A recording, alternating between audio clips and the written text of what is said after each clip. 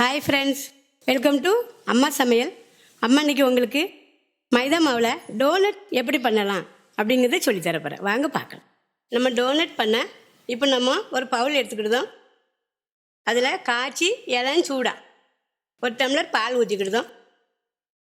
இந்த பாலில் ஒரு சின்ன ஸ்பூனுக்கு ஈஸ்ட் போட்டுக்கிட்டோம்.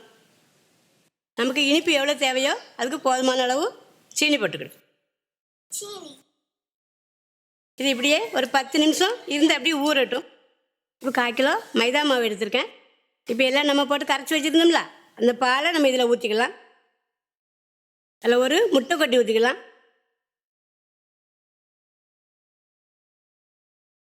ஒரு 1/4 கப்பு பட்டரை இப்படி உருக வச்சு ஊற்றிக்கலாம்.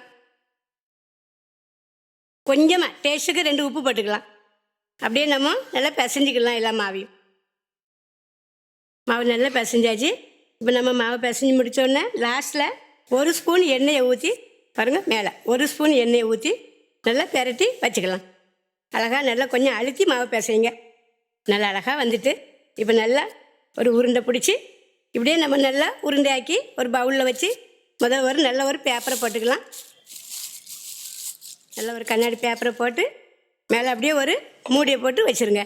இப்படியே இது ஒரு 2 மணி நேரம் அப்படி இருக்கட்டும். மாவு நல்லா பொஸ்ஸுன்னு போல் கணக்கு அப்படி ஊதி வந்துடும். அப்புறமா நம்ம அந்த டோனட் செய்யலாம். பாருங்கள், நம்ம இதை பிசைஞ்சு வச்சு 2 மணி நேரம் ஆகிட்டு இப்போ பாருங்கள் மாவு எப்படி இருக்குன்னு.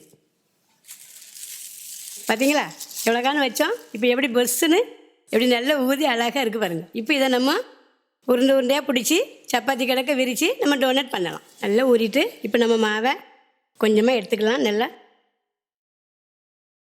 லேசாக அதே மைதா மாவை கொஞ்சம் லேசாக தூற்றிக்கிடுங்க. அதிலே வச்சு நல்லா நம்ம விரிச்சிக்கலாம்.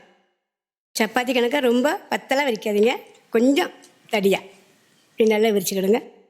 அப்புறமா ஒரு கிளாஸை வச்சு அது ரவுண்டாக பண்ணிக்கலாம்.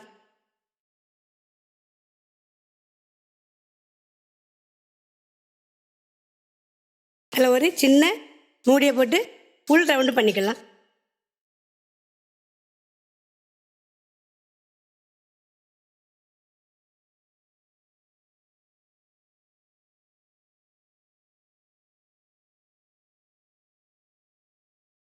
இப்போ டோனட்டுக்கு நல்லா ரவுண்டாக பண்ணி வச்சுட்டேன். இப்போ நம்ம இதை எண்ணெயில் போட்டு எடுத்துக்கலாம். இப்போ நம்ம ஸ்டவ் ஸ்டார்ட் பண்ணி ஒரு தவா வச்சுக்கலாம். இப்போ நம்ம இந்த டோனட் முங்கி எந்திக்கிற அளவுக்கு இதில் கொஞ்சம் எண்ணெய் ஊற்றிக்கலாம். பாருங்கள், எண்ணெய் நல்லா காஞ்சிட்டு இப்போ நம்ம ஒன்று ஒன்றா எடுத்து எண்ணெயில் போட்டுக்கலாம்.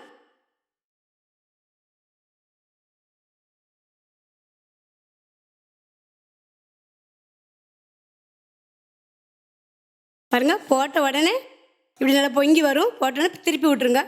அது அழகாக மெதுவாக நல்லா எதமாக வெந்திருக்கும். சீக்கிரமாக வெந்துடும். ரொம்ப நேரம் போட்டுறாதீங்க. நல்லா புஷ்ஷுன்னு பொங்கி அழகாக வந்துடும்.